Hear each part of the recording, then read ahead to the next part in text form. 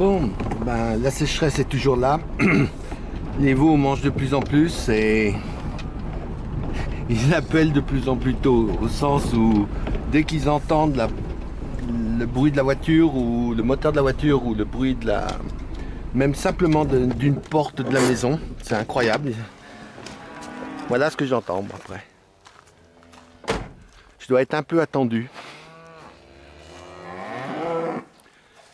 Alors, il y a une ou deux vaches au milieu qui est gourmandes. Les autres s'en fichent un peu parce qu'elles ont du foin et puis que de toute façon je ne leur mets pas beaucoup, donc elles peuvent pas grand chose à manger. Mais regardez, tous les veaux sont là, presque. Bon, c'est bien, il y en a les gros là, ils vont pouvoir être sevrés parce qu'avec la sécheresse, de toute façon ça sert à rien d'attendre. Je vais voir pour faire ça cette semaine.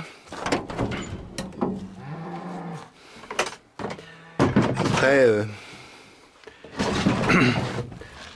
on est angoissé parce qu'on espérait beaucoup de passages orageux les 2 dernières semaines et puis il n'y a quasiment rien eu.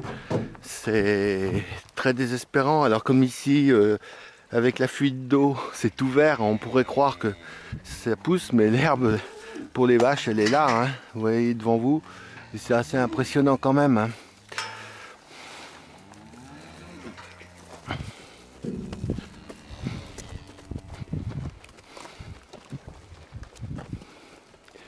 Donc les agriculteurs que j'ai croisés, ils sont tous inquiets et puis désespérés.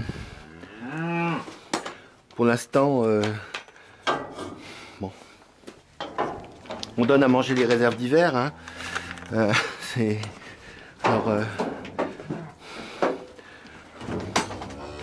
inquiétant et puis il n'y a rien qui est fait pour nous aider. Je veux dire, bon, oui, on a des propositions commerciales pour acheter de la nourriture, mais de toute façon, c'est des propositions commerciales. C'est-à-dire, on nous dit on est capable de vous fournir, mais on ne nous dit pas comment il faut payer et comment on va payer. Donc c'est un vrai problème et une angoisse, mais c'est une vraie angoisse, hein. Je vous cache pas que d'aucuns diront que c'est sûrement pas le moment, mais je ne cache pas que si je pouvais anticiper ma retraite d'1 an, je le ferais. Parce que franchement, vivre en permanence avec ce stress, et puis, bon, j'ai regardé les mesures du ministre, pour être méchant, mais quand même, il y a un moment, il faut faire attention à ce qu'on fait.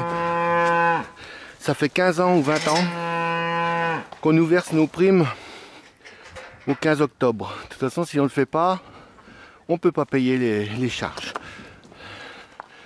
Ça fait 20 ans que c'est comme ça. Ils ont bien essayé de les reculer quelques fois. Il y en a certaines qui ont réussi à reculer 2-3 mois pour gagner. Oula, les gros, poussez-vous. Pour gagner. Là, je peux pas y aller, hein. Trop dangereux. Allez! Donc pour gagner un peu de trésorerie, bah, on a vu, l'État était capable. Allez, sors! Allez! Oh là là! Voilà, c'est ça qu'il faut. C'est pas formidable, mais au moins... Voilà, je vais voir de la place comme ça. Allez, sors! Ah, c'est l'inconvénient un peu de ce truc-là. Voilà, encore un. Allez, vas-y, sors! Non, ils n'ont pas peur. Donc pour gagner de la trésorerie, l'État, plusieurs fois, ils nous ont fait le coup, hein. On paye toutes les primes en retard. On a dit que les primes, par exemple, 2018, on a besoin pour couvrir les charges 2018, mais les charges, elles n'arrivent pas le 31 décembre. Hein. On paye pas toutes les factures le 31 décembre, on paye toutes les factures au compte d'année. Et ben, 2018, c'est comme s'ils disaient, ben, on a le droit de vous verser vos primes 2018 pendant le premier semestre 2019. C'est-à-dire que quasiment, sur une énorme partie des charges, eh ben, il faudrait être capable d'avancer la trésorerie. C'est-à-dire d'avoir de l'argent. Donc par principe, si on nous donne des primes, c'est pour compenser les carences sur les prix qui nous sont payés.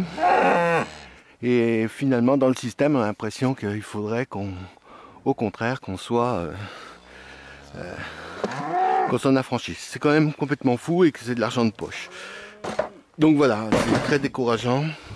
Et donc le ministre, la seule proposition qu'il ait faite, c'est de nous verser, comme les autres années, les primes au 15 octobre. Voilà, comment voulez-vous qu'avec ça, être crédible sur le terrain, et comment voulez-vous que ça crée pas chez les agriculteurs, enfin chez les éleveurs, un sentiment d'abandon complet, voire même de se foutre de nous, parce qu'il ferait mieux de rien dire que de se vanter de prendre des mesures. C'est pas la peine de prendre des mesures qui sont des mesures qui existent tous les ans. Ça n'a pas de sens. Voilà, donc on en est là aujourd'hui et c'est pas marrant. Et je vous cache pas que c'est même très démotivant. Voilà, au bord de l'étang, ben là il n'y a pas eu de bête depuis le printemps, donc forcément c'est pas là que c'est plus. Mais il y aurait eu simplement des vaches qui pâturent 2 jours ici, ce serait tout jaune pareil.